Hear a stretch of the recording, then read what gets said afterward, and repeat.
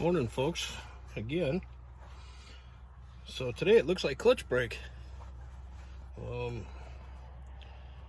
We're doing some couple little things on the truck still, and I was like, well, we might as well do the clutch brake. So thought I'd show you my preferred clutch brakes, the ones I like. I like the Halidex 2-inch two-piece with the Allen screw. Okay, so you got an Allen screw here. You unscrew this, it opens up. They give you these two little pins. They slide in here, helps you open it up and then close it back around the input shaft. You're going back in, you put a real heavy amount of thread locker in that Allen. Just saying. So the ones I like are the 2-inch Halidex. There you go. So I've had the best luck with these. We'll get under there. I'll find my special socket that I have for busting clutch brakes loose, and we'll do that real quick, hopefully. Okay, this is how I like to do this. I have a special socket. I don't know, I guess that's probably a 3/4 13/16, and then I have this groove ground down in it. This is my clutch brake tool. All right, so you go up in there and you find where your shaft is split, and obviously it's going to be wore out enough to get this socket in there. And then what I like to do is put my 3/4 to 1/2 on there, because we really want a lot of torque. All right, so I'll go with my big 3/4 drive. All right, then we just snap that clutch brake in half, and then it'll fall out of there. So that's the way it should go. We'll see if it's that easy or not. So alrighty, special clutch brake socket that we have ground out. Just sacrifice it, make sure it's an impact so it's strong enough. Extension to get up in there, massive torque, mechanical advantage from 1/2 to 3/4. See how it goes.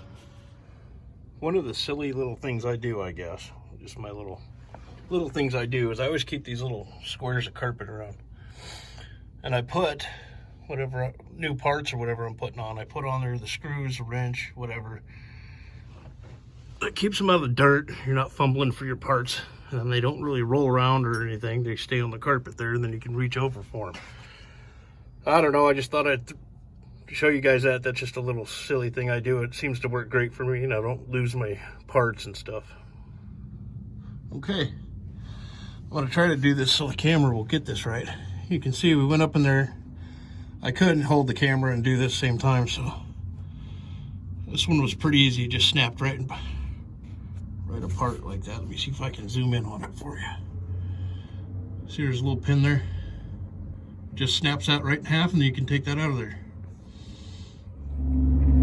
Alrighty, folks, that was a little bit of a chore, not too bad. I mean, it gets easier as you do them. I've done these, quite a few of them now, so your first time's really going to be a pain, but once you get used to it.